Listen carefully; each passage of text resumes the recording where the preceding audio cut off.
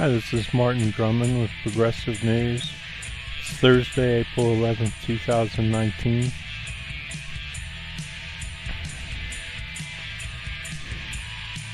So, I don't understand why conservatives can't figure out that they can't get away with anything. I mean, they're just balls out, willing to do anything, acting like they think that they can get away with it. They've arrested Julian Assange now,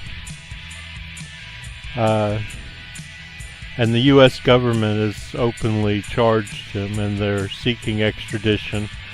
And there's going to be an extradition hearing, I think, on Monday.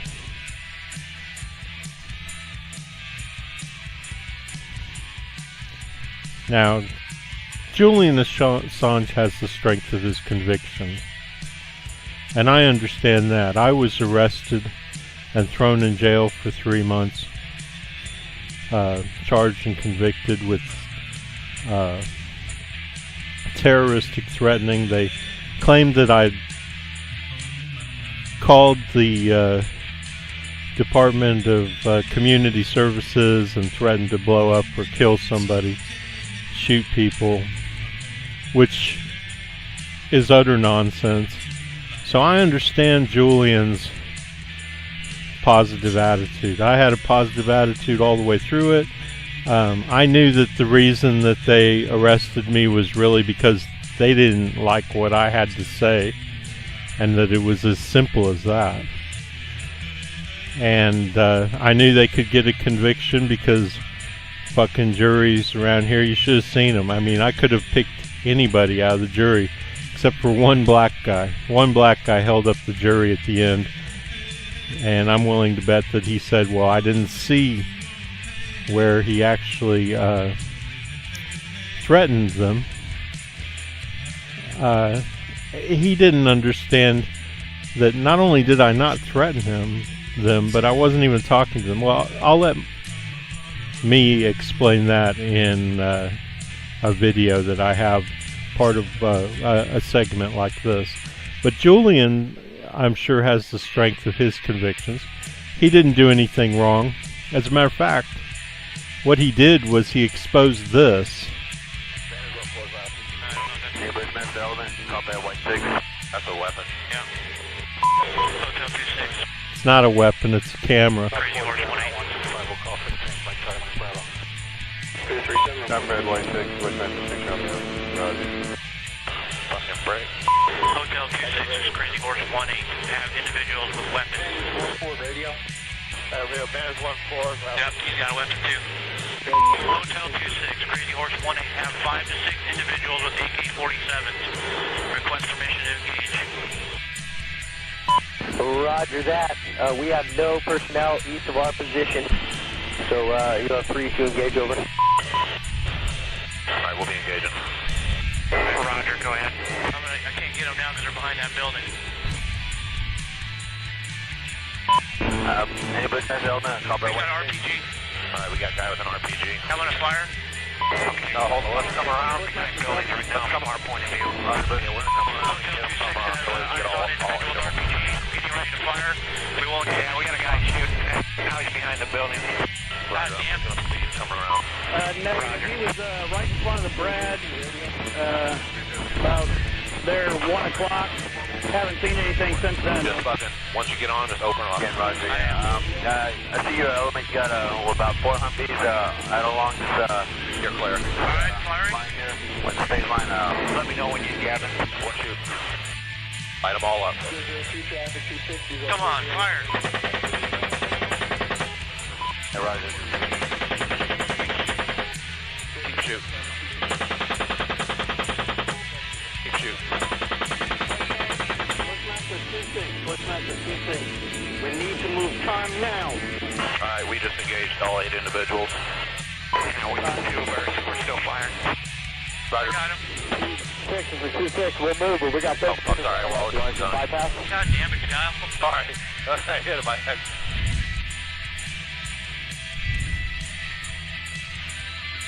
All right, you're clear. Alright, I'm just trying to find targets again. Bushmaster 6, this is Bushmaster 2-6.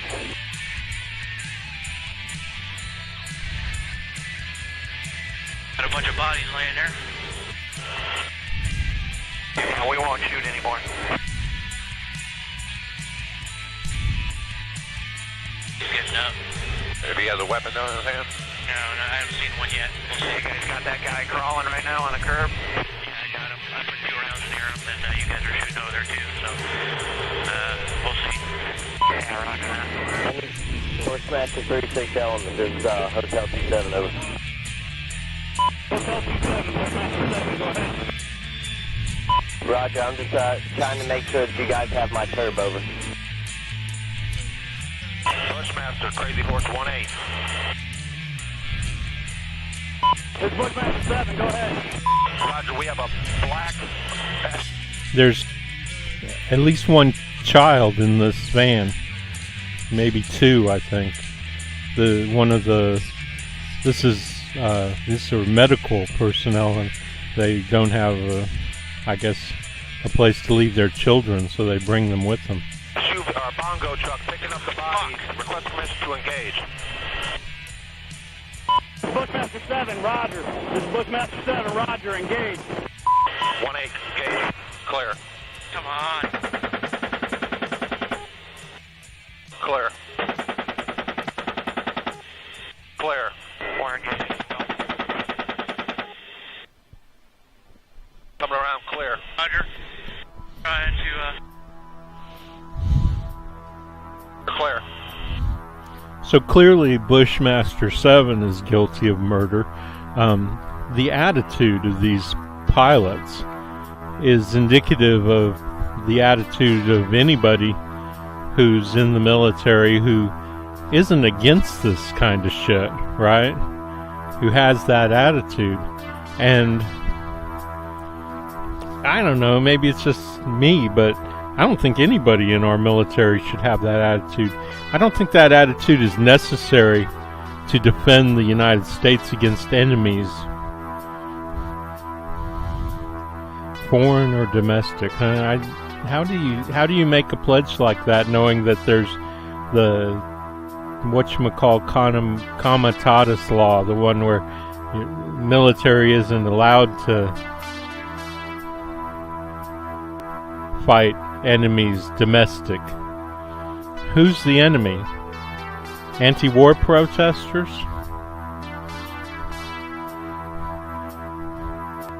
Now, like I'm saying now, I was put in jail for... I was driving down...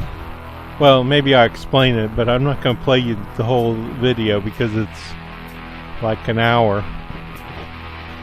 But I had called the Department of Community-Based Services in Lexington, Kentucky, just to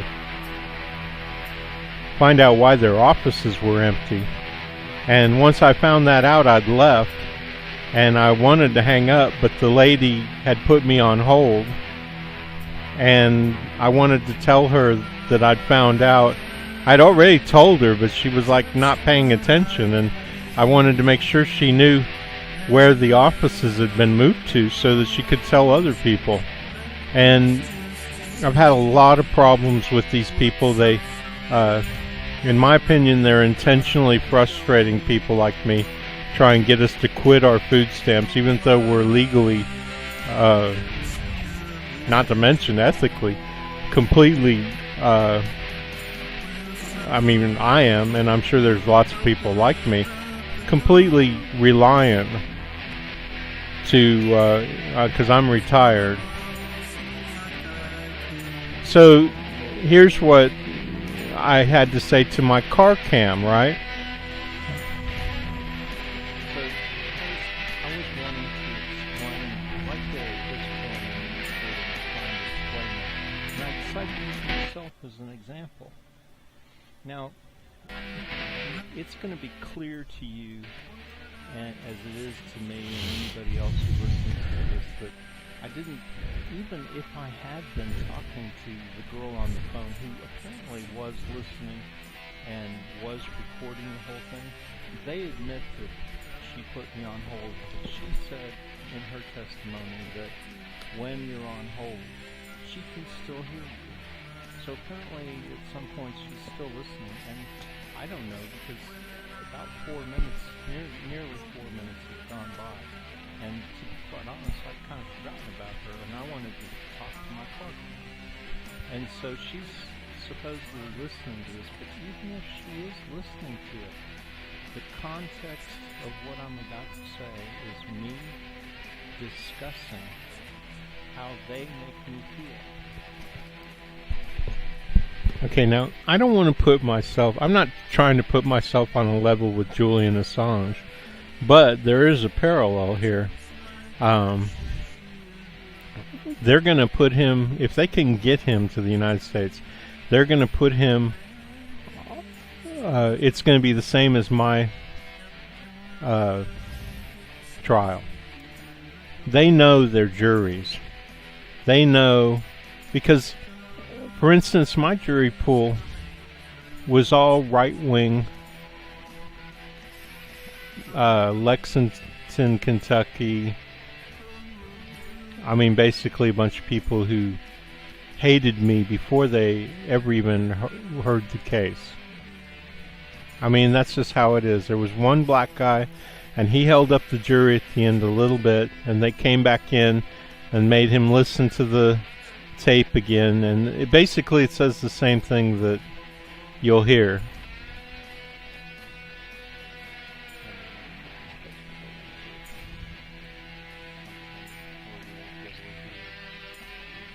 That's all right. Okay, so I think that's everything right there. I think that the context is absolutely important. If what they claim they proved is that I called in a bomb threat, if they're saying that they put me in jail, because they put me in jail for this, they convicted me of terroristic threatening. So if they're saying that what I'm doing right here, even though I'm not even thinking about her or talking to her, and I've completely, to be honest, forgotten that I was even on the phone with them. I wanted to get off the phone, and I was just being polite. You know why I stayed on the phone? Because I wanted to make sure that she understood where to tell people to go and to tell everybody else. You know, they should put out a memo or email or whatever, like she said.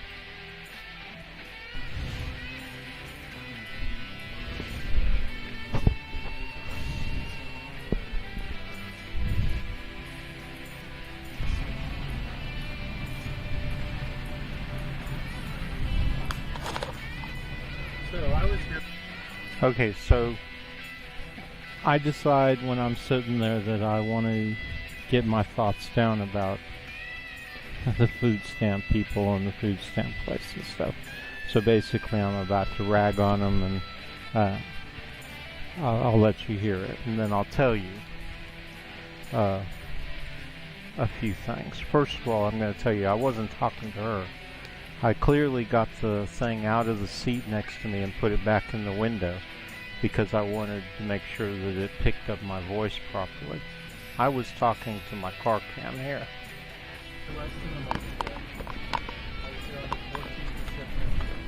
They didn't say anything to me about closing that off. And it's empty. I mean, it's emptied out. It's completely empty. These people, whether it's the Republican governor or them or whoever, they're just obnoxious, man. All the little shit that they pull to make it hard for people to get their business done with, you know, we're all dependent upon food stamps for food, you know, those of us who are. You know, when you threaten somebody's food, you really fuck with them mentally, and they're going to get pissed off. Okay, right there, I'm clearly talking about okay, again, I don't want to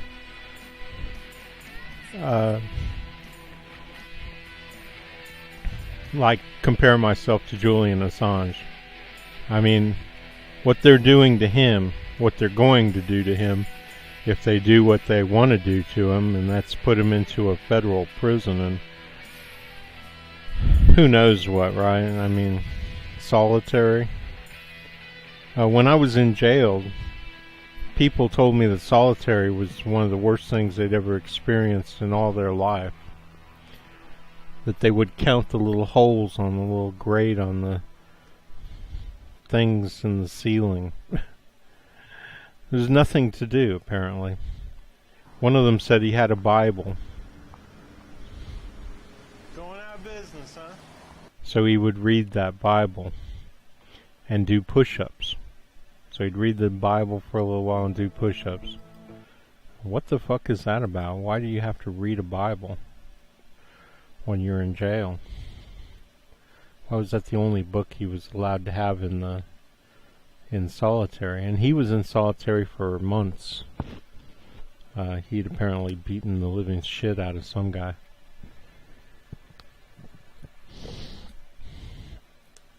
Anyway, Julian's looking at I mean, basically, I think of him as being like the story of Jesus. And he's just been arrested by the Romans.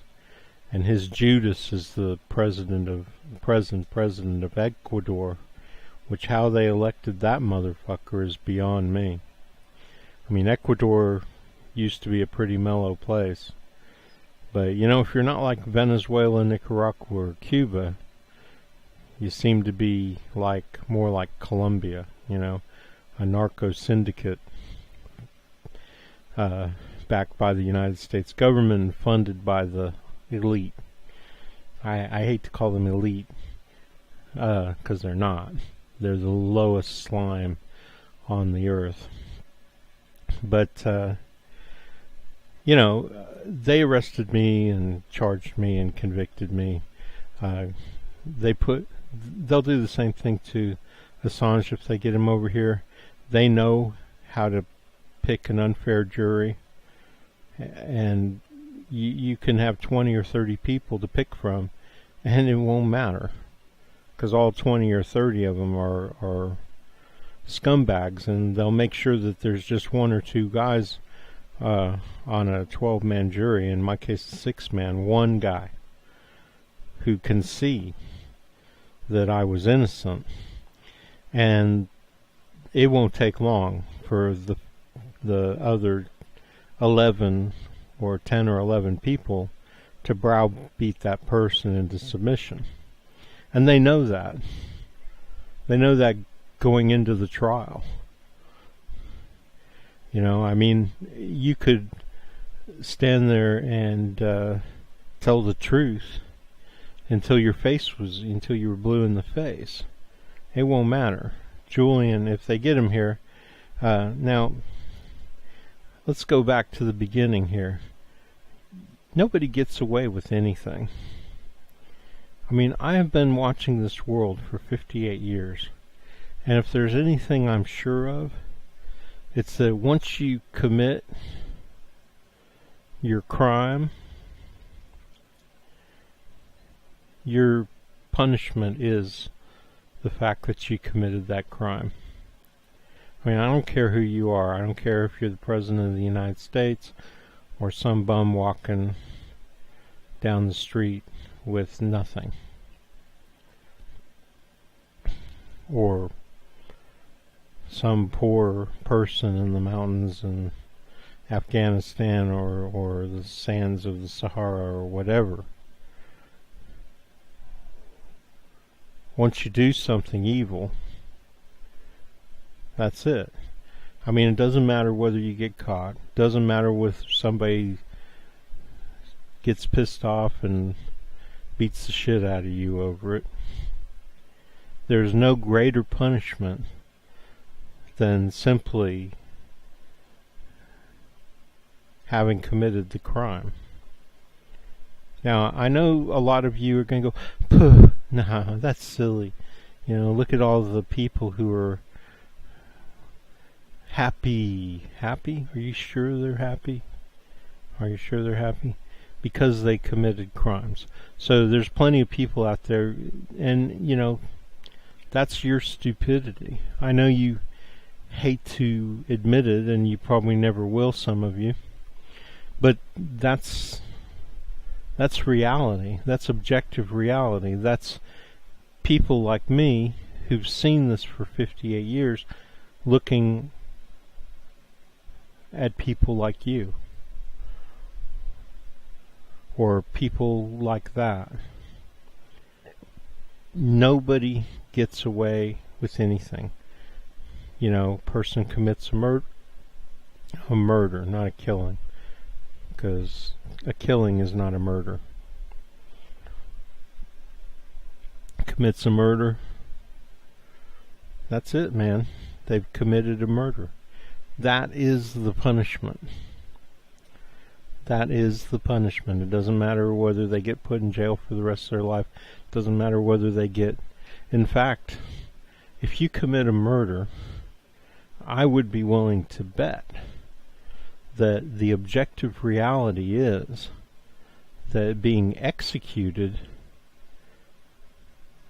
finally releases you from that murder. I mean, that's the only way, right? To release you from that murder. I don't care if they stick you in a jail. If they stick you in a jail cell for 50 years, 60, 70, 80, 90 years for life, then that's just going to prolong the punishment. Because you've already murdered somebody. And that's it. I mean, think about all the people who committed murder and gotten away with it. They end up stewing all their life. They end up looking over their shoulder all their life. They end up, whether they like it or not, there's some part of them maybe that they bury in the very pit of their soul that knows they're guilty and knows what they've done and knows how bad what they did was. I don't care how well they're able to fool themselves. And I don't know if it's because of that, but one way or another, they're cursed, man. You're cursed. No matter, you can go out there and try to save the world and do good things every day for the rest of your life. All that is trying to make yourself feel better. Does not change until you die. And then, I don't know how it works, neither does anybody else. But it is certainly a release from that crime that you committed. So, there is no escaping karma. And a lot of this goes back to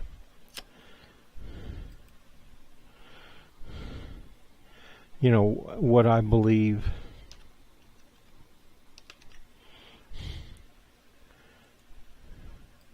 I do believe that there's a kind of a God, and in this group I do explain a lot of that. So you're welcome to look up the House of Jesus. It's one of my groups, and join if you want. And it explains what it explains in here somewhere in my files. Was Jesus real? Is God real? It explains stuff about how I believe that the entire universe, our entire infinite universe, is just God.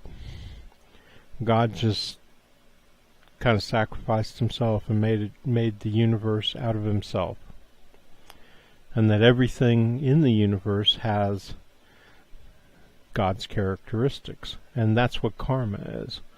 So I don't believe you can escape karma.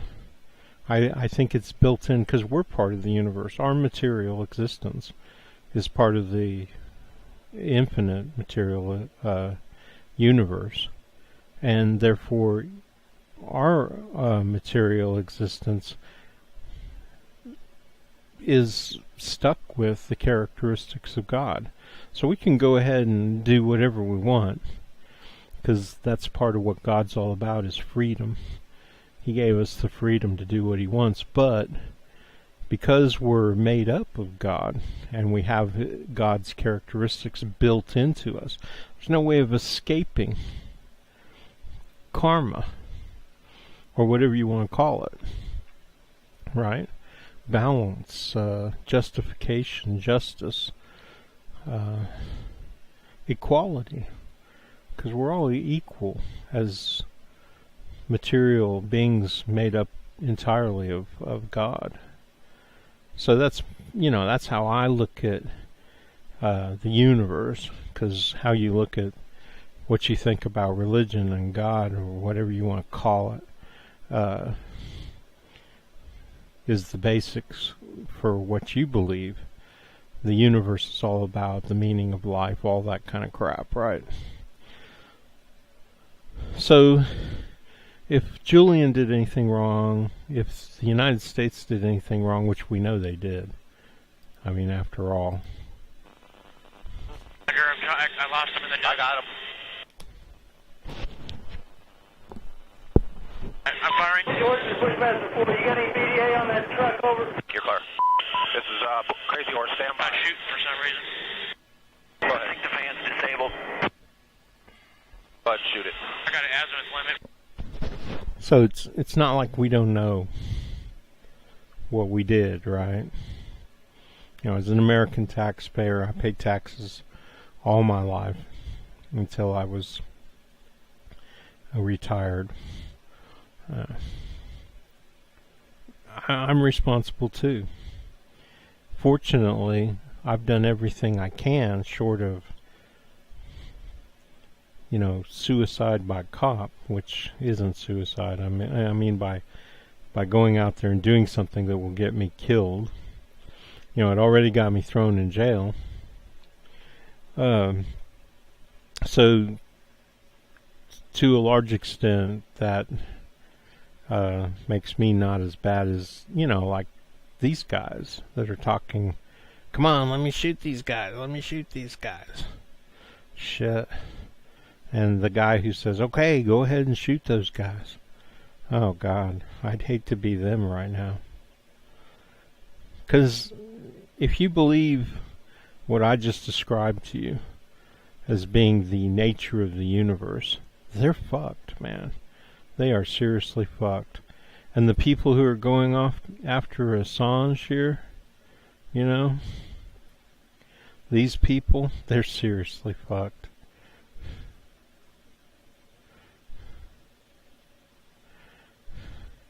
Yeah. Like this guy right here.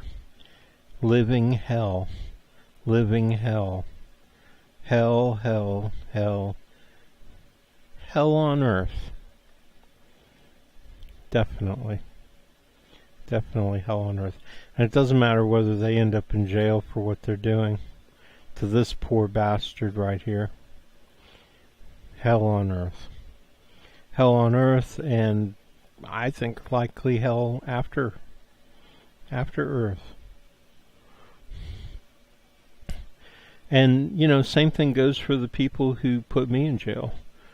Judge Bell down at the courthouse, all the jurors, definitely the county attorney's office, and the people who put me in jail for nothing. I didn't do anything.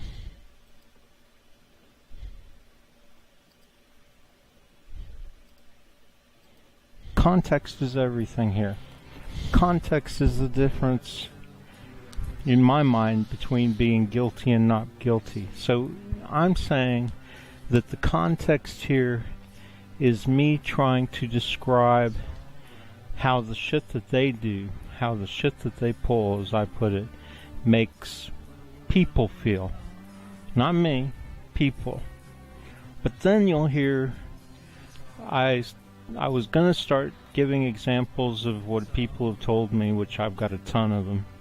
I mean, I've got some really horrible examples of people getting totally railroaded by the food stamp people and the police and other people in Lexington. Something about government in Lexington. It's very right-wing, very fascist in my opinion, and they love to fuck with people, especially if they know you're not. I mean, first of all, right-wing Republicans aren't very often coming in for this stuff, and if they do, they're treated differently. I'm sorry, I'm not going to get into all that, but what I am going to tell you here is that my context is to try to explain how they make people feel.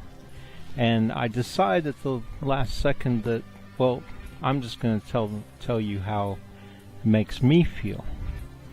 And I can tell you that it makes me angry, really angry, when, you know, you're trying to upload something and they tell you the website isn't working all of a sudden. I mean, right when you're trying to upload the most important, all these things, there's all these little things, and I get the distinct impression like they're trying to fuck with me, and that they're trying to fuck with other people, that they're purposely, because it's hard to explain. It's timing, and you know, it's like they're just trying to fuck with people.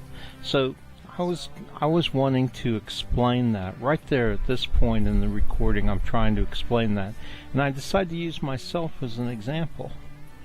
Now, it's going to be clear to you, as it is to me and anybody else who listens to this, that I didn't, even if I had been talking to the girl on the phone who apparently was listening and was recording the whole thing, they admit that she put me on hold, but she said in her testimony that when you're on hold, she can still hear you. So apparently at some point she's still listening, and I don't know, because about 4 minutes, nearly 4 minutes have gone by, and to be quite honest, I'd kind of forgotten about her, and I wanted to talk to my car cam. And so she's supposedly listening to this, but even if she is listening to it, the context of what I'm about to say is me discussing how they make me feel.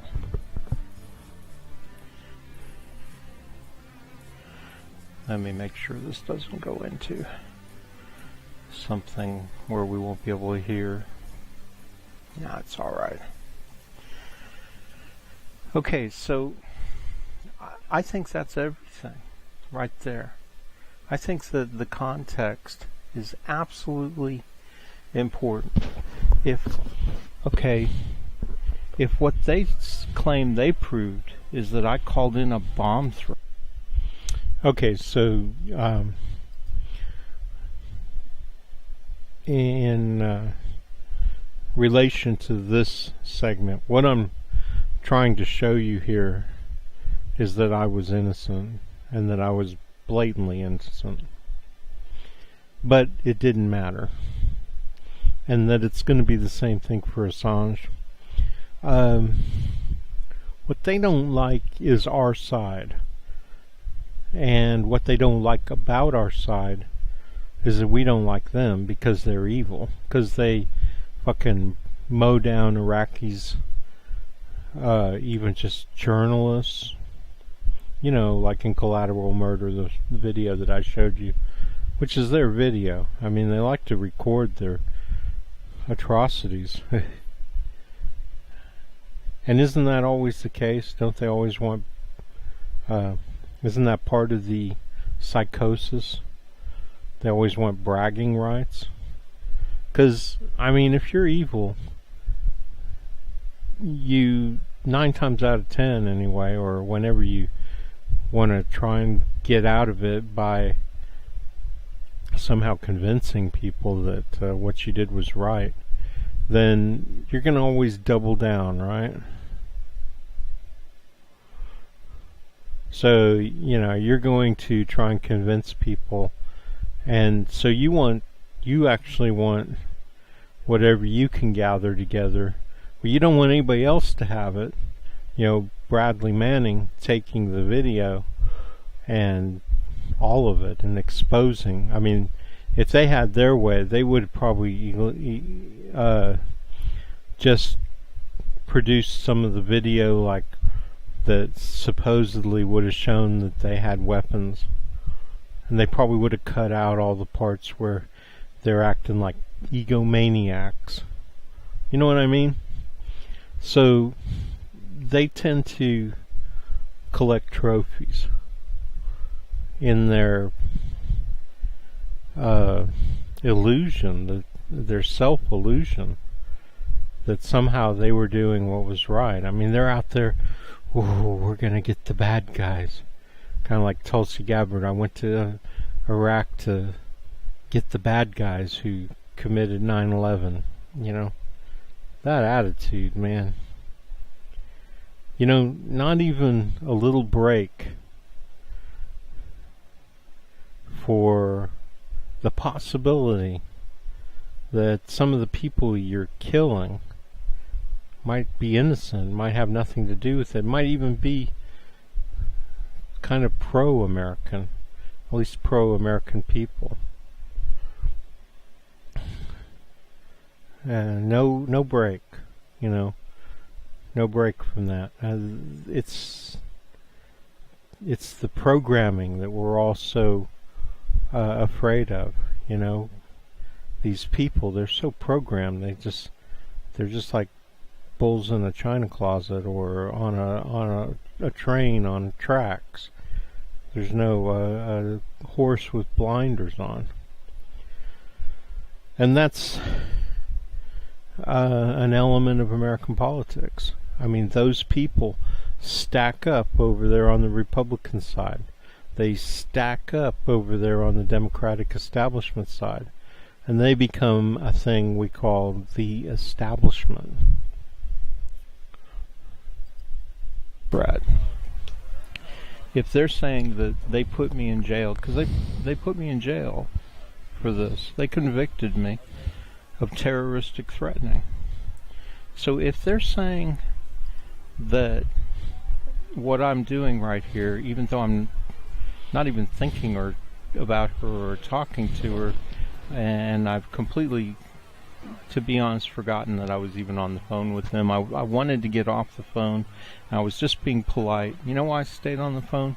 Because I wanted to make sure that she understood where to tell people to go and to tell everybody else. You know, they should put out a memo or email or whatever, like she said.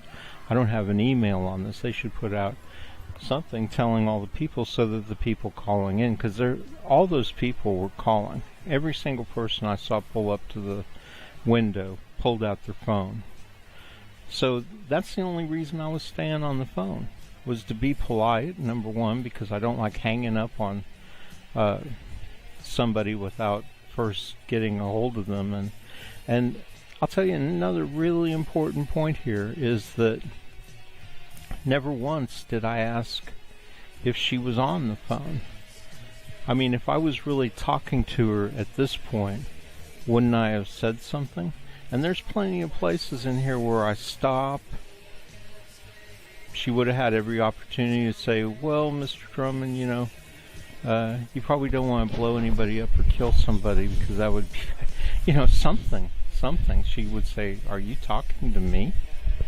Something. But she never said anything. So that's an important point. But the most important point is the reason that's important is because if I wasn't talking to them, if I was talking to my car cam, which I obviously was, if you look at the video, or if you give me the benefit of the doubt, that changes everything in terms of whether I was, you know, I mean, if I was threatening them, don't you think I would have? I'm just saying, I mean, if I wasn't talking to them, if I was talking to my car cam, anybody can perceive what I said as a threat, but actually, making a threat to the, like calling in a bomb threat or a shooting, or the intention to do so, would involve actually talking to them, not talking to my car cam. So I mean, basically they convicted me based on, well, anyway, let's the context point.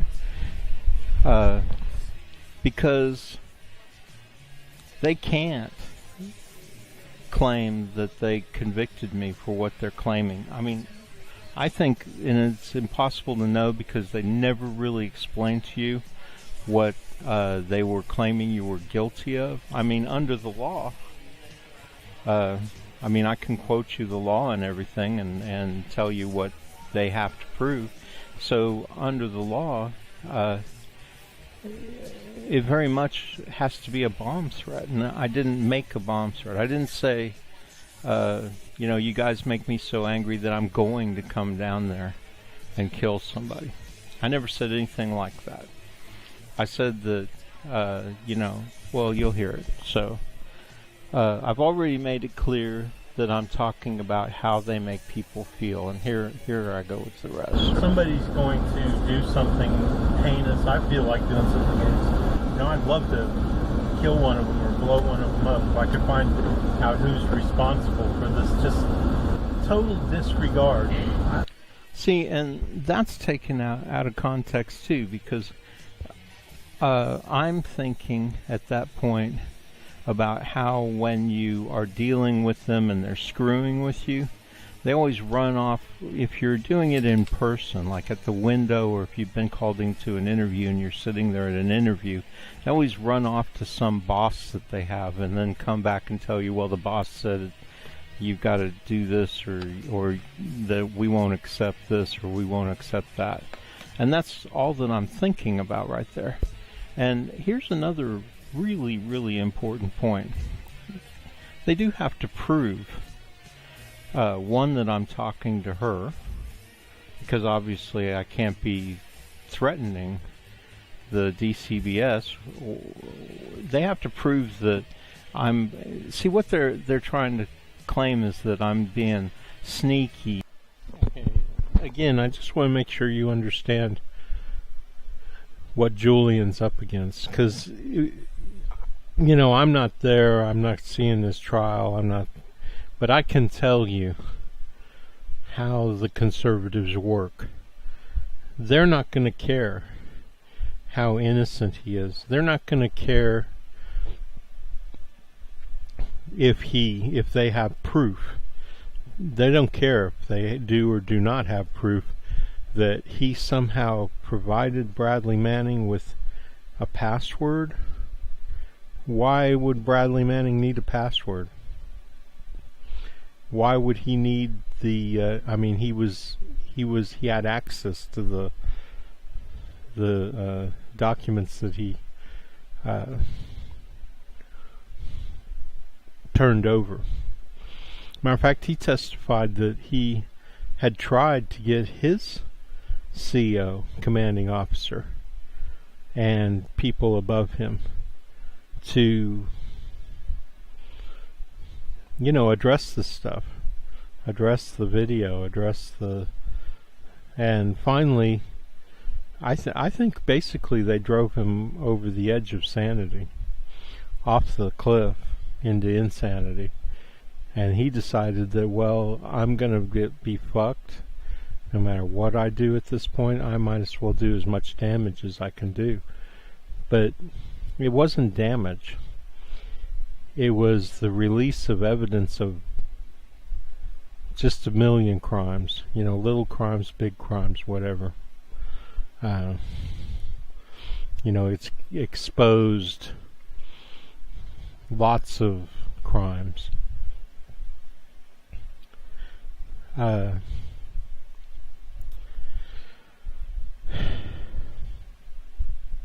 What can I say? I mean, it's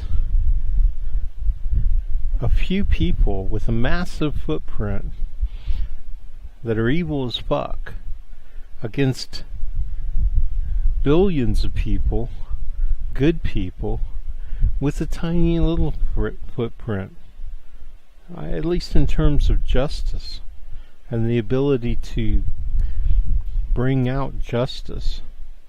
That's what it comes down to.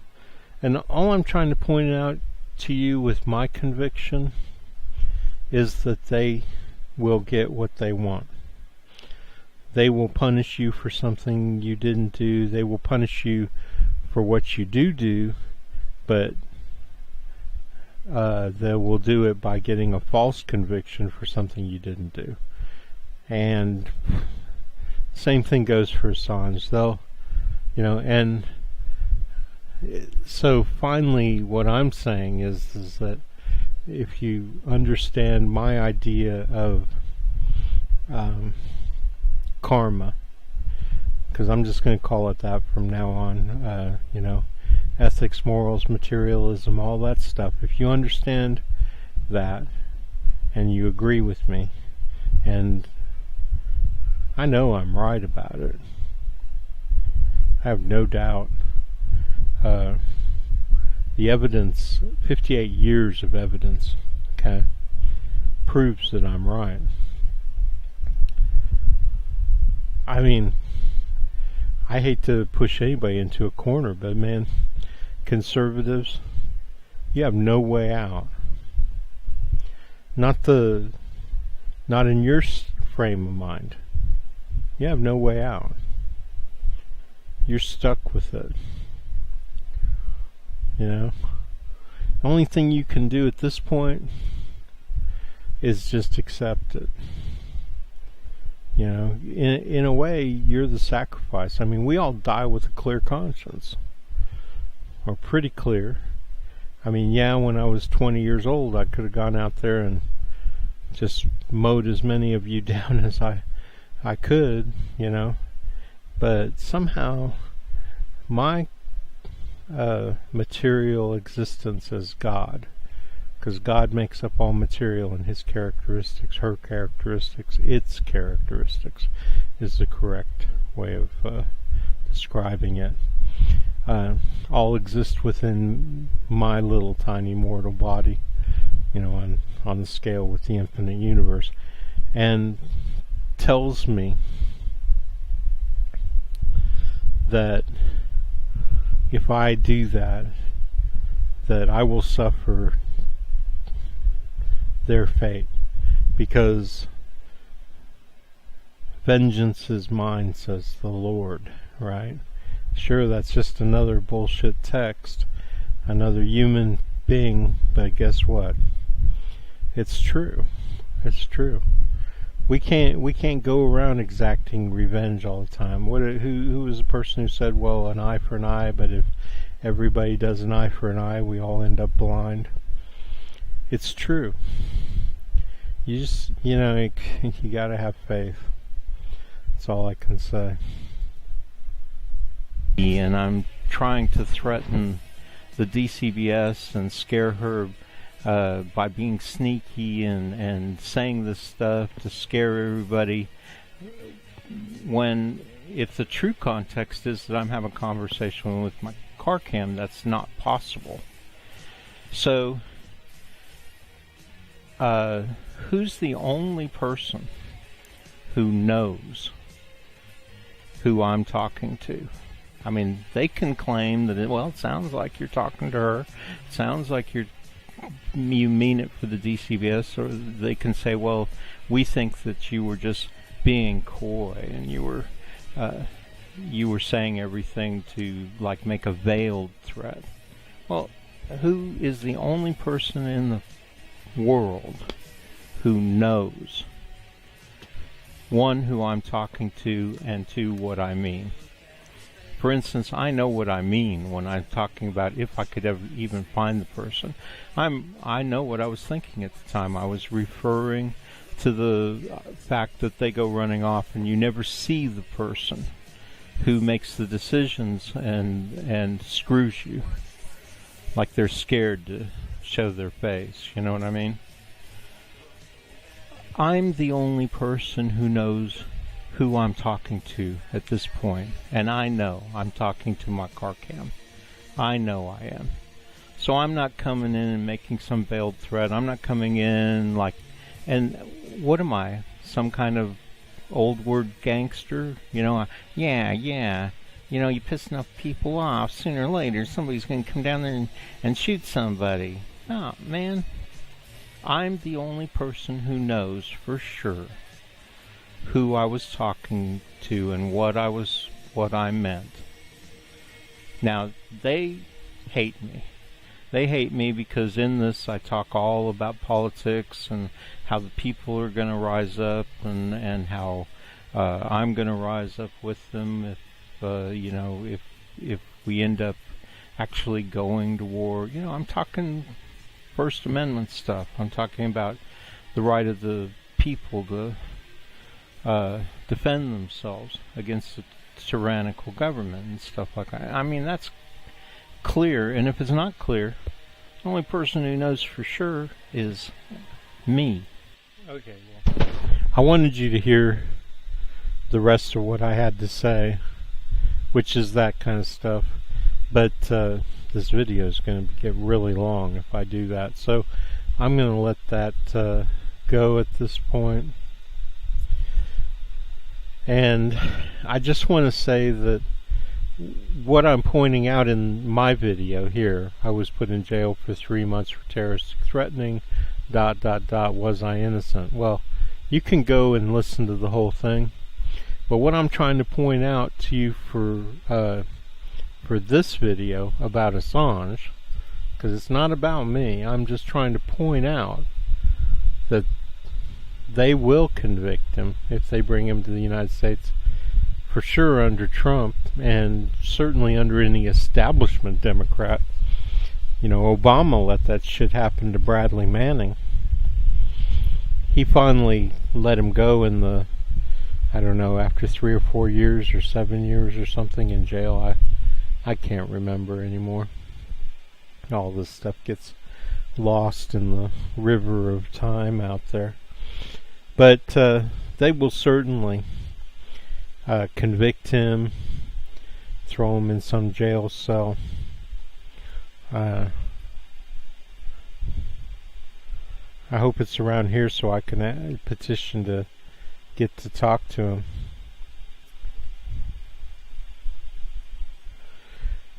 It's crazy. It's crazy. Good people like this being pushed around by people like this. Gore Vidal's book, The National Gore Vidal, History of the National Security State.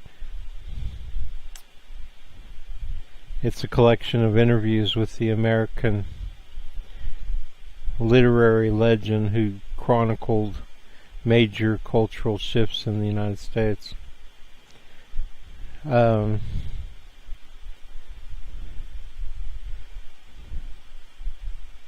So really, I mean, what I'm saying is the only hope for Julian Assange is in my model of the universe.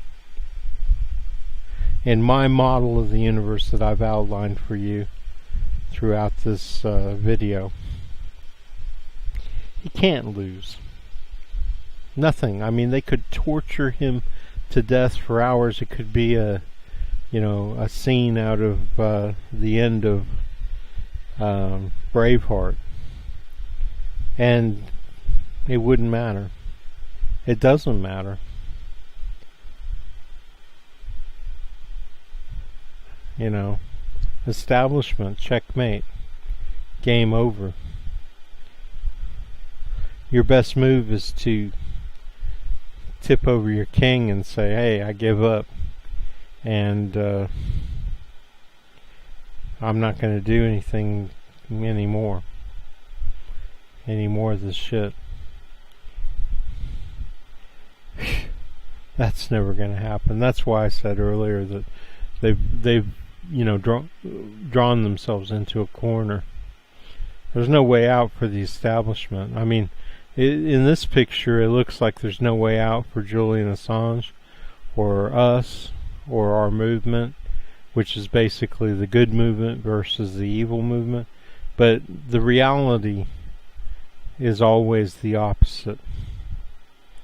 It's just part of the character of our endless godlike existence. And this is Martin Drummond for Progressive News. I hope you enjoyed my broadcast, and I hope you took the time to listen to it and try to understand what I'm trying to say, because I think what I just had to say was, really profound. Not out of any ego of mine, just looking at it and understanding the years of thought that have gone into it, and how accurate I really believe it's completely accurate. And I'm glad to have been able to pass it on to you today. For those of you who have the wisdom to understand what I've had to say today, and understand that you don't need to do anything. Matter of fact, not doing anything is probably the better move here. From what I've said, I mean, if you truly understand what I said, and if you truly understand what I said, then you should feel really good, because you know what? No matter how persecuted we are, no matter how tortured we are, no matter how desperate we are, no matter how dead we are, none of that matters. What matters is that we upheld our end with whatever you want to think of it as. I don't care what you want to think of it as. You can think of it as anything you want. But that's, to me, I mean, and I think I'm right, and I probably am. In fact, I am. That's the meaning of life, to just be on the right side, do the best you can, and don't worry about all the bullshit and all the bullshit people out there. Just don't worry about it. This is Martin Drummond with Progressive News. Thanks for watching.